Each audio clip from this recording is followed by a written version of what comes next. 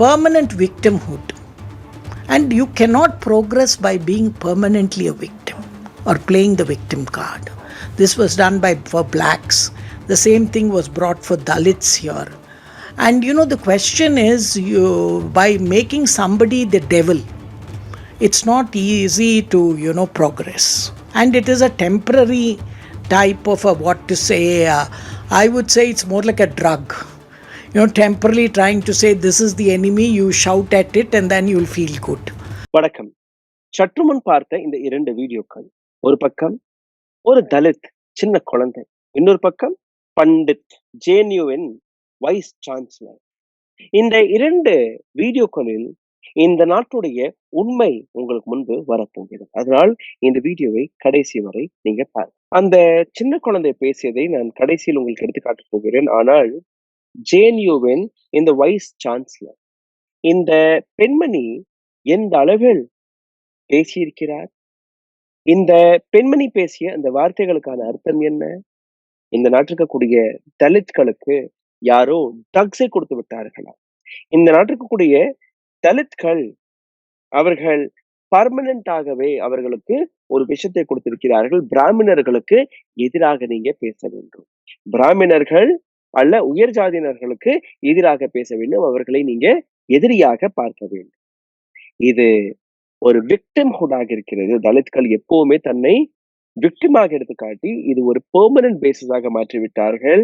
எப்படி பிளாக்ஸ் அமெரிக்காவில் பிளாக்ஸ் இருந்தார்களோ அதே போன்று இந்தியாவில் தலித்கள் இருக்கிறார். ஜேஎன்யூ ஜவஹர்லால் நேரு யூனிவர்சிட்டியுடைய வைஸ் சான்சலர் இந்த பெண்மணி த சண்டே கார்டியன் என்கிற ஒரு ஊடகத்திற்கு கொடுத்த பாட்காஸ்டில் இந்த வார்த்தையை பேசியிருக்கிறார். JNU Vice Chancellor says that American black and the Dalits in Hindustan are all same. And there is no reaction to it. Look at the mentality. And she says they are permanent victim. They play victim card. Blacks, they play permanent victim card.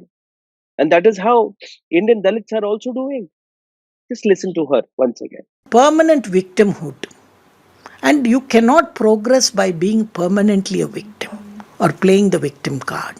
This was done for blacks. The same thing was brought for Dalits here. And the question is, by making somebody the devil, it's not easy to progress. And it is a temporary type of I would say it's more like a drug. Temporarily trying to say this is the enemy, you shout at it and then you'll feel good. But it's not real. It's manufacturing reality. So I think wokeism and this imaginary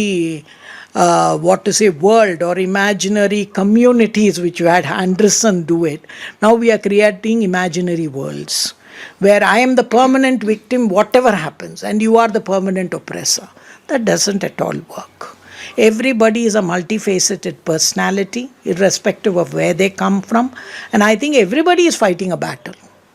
I don't think even caste, there might be even Brahmins who might be very poor and very disenfranchised. இந்த வீடியோவில் உங்களை இன்னும் ஆழமாக புரிந்து முன்பு ஒரு சிறிய கோரிக்கை.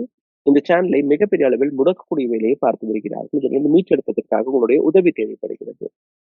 நீங்க செய்ய வேண்டிய சாதாரணமான விஷயங்கள் லைக், ஷேர், சப்ஸ்கிரைப் பட்டனை தட்டி இந்த வீடியோவை பார்த்து கொண்டிருக்கும் போது ஹாய், ஹலோ, வணக்கம், உங்களுடைய கேள்விகள், கருத்துக்களை கீழே கமெண்ட் பாக்ஸ் எழுதி இந்த வீடியோவை பகிருங்கள். பொருளாதார ரீதியாக எங்களை சப்போர்ட் செய்ய நினைக்கக்கூடிய நபர்கள் அருகில் இருக்கக்கூடிய QR கோடை ஸ்கேன் செய்து அதையும் செய்யலாம். உடல் வலிமையை உறுதி செய்யும் சிலாஜித், கவனத்தை மேம்படுத்தும் அஸ்வகந்தா மற்றும் உயிர் சக்தியை பெருக செய்யும் சஃபேடு முஸ்லி போன்ற இமயமலையின் உணவுப் பொருட்களை கொண்டு வந்து மிஸ்டர் பர்ஃபெக்ட் உருவாக்கப்பட்டுள்ளது. உங்கள் முழு குடும்பத்தின் ஆரோக்கியத்தை மா நேச்சுரல்ஸ் மூலம் உறுதி செய்திருங்கள். 100% இயற்கையான மூலிகை பொருட்கள் மூலம் உருவாக்கப்பட்ட மிஸ்டர் பர்ஃபெக்ட் மற்றும் மிஸ் பர்ஃபெக்ட் தலைமுறையாக குடும்பங்களின் உடல் வலிமை, மன வலிமை மற்றும் மகிழ்ச்சியை பெருக செய்கிறது. உங்கள் மகிழ்ச்சியான பயணத்தை துவங்க www.manaturals.com என்ற இணையதளத்தை பார்வையிடவும் அல்லது வாட்ஸ்அப் எண்ணிலும் தொடர்பு கொள்ளலாம்.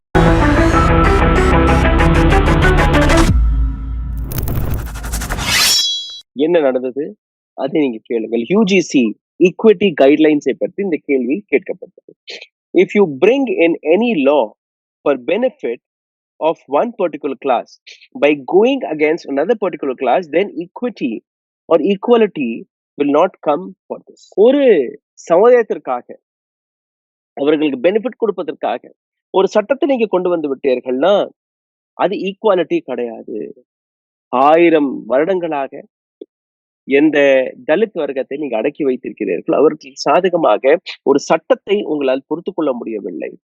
ஒரு ஈக்குவாலிட்டிக்காக ஒரு சட்டம் வருகிறது, அது எங்களுக்கு எதிராக இருக்கிறது என்று இந்த பெண்மணி, அந்த பெண்மணியுடைய பேரை நீங்க கேட்டீர்களாலே உங்களுக்கு புரிய வரும் எந்த அளவில் இந்த பெண்மணி தன்னுடைய ஜாதியை வைத்து, தன்னுடைய மதத்தை வைத்து பெருமையாக எடுத்து காட்டுகிறார். இந்த பெண்ணுடைய பெயர் professor Santishree Dhulipudi Pandit. She is a Brahmin. And இந்த பெண்மணி ஜேஎன்யூல வைஸ் சான்சலராக வந்த நாள்ல இருந்தே இந்த பெண்மணி மீது எழும்பக்கூடிய குற்றச்சாட்டுகள், கேள்விகள் ஜேஎன்யூவை சங்கி அமைப்பாக மாற்றி வருகிறார். சஃப்ரனைசேஷன் அதை ப்ரமோட் செய்கிறார்.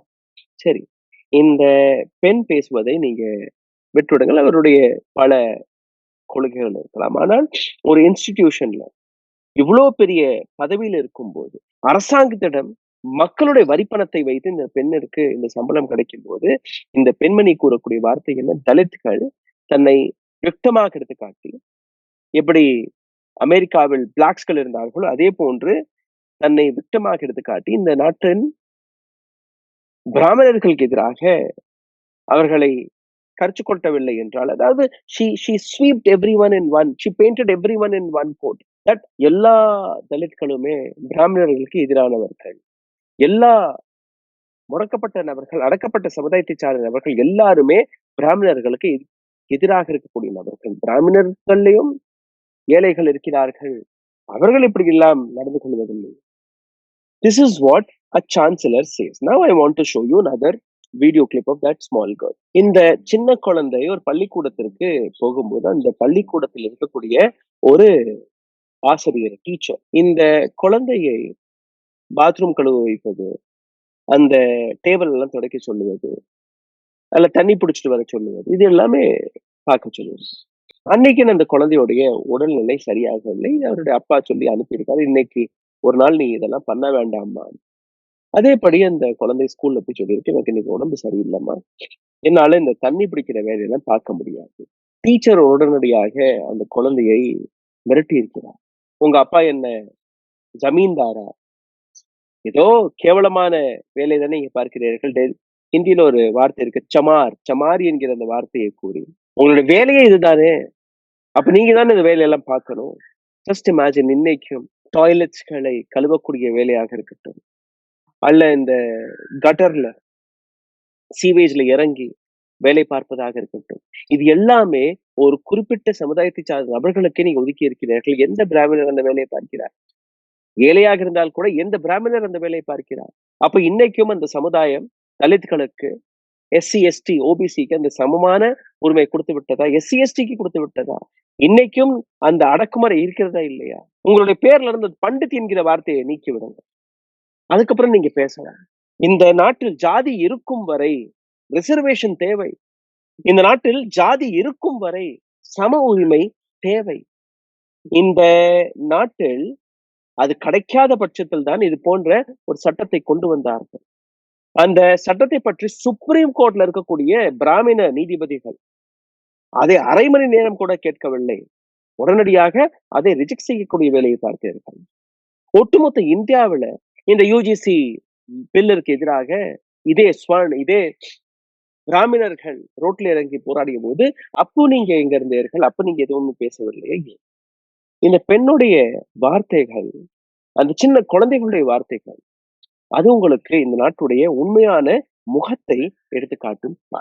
मैंने कहा था कि टॉयलेट में पानी भर दे, तो मैंने यहाँ कहा थी मैम हम नहीं भरे, हमारी तबीयत बेकार है। तो इन्होंने यहाँ कहा नहीं, हमने यहाँ कहा था कि हमारे पापा ने मना कर दिया, तू मत भरिए, तेरी तबीयत बेकार है। तो हमने इतना ही कहा था। यहाँ कह रहे थे कि तेरे पापा ज्यादा मिनिस्टर हैं, तेरे पापा 2 पैसा की तो नौकरी नहीं करते, बैंक में लग के ज्यादा ही वो बन के दिखाते हैं, है ना। तो पापा कहने गए कि मैडम क्या था? तो यहाँ कह रहे हैं कि मेरे पास नहीं है इतना दिमाग मारने के लिए। और हमसे यहाँ कहते हैं तुम तो चमार है, बस तुम तो पानी भरने लायक हो, पानी भरो।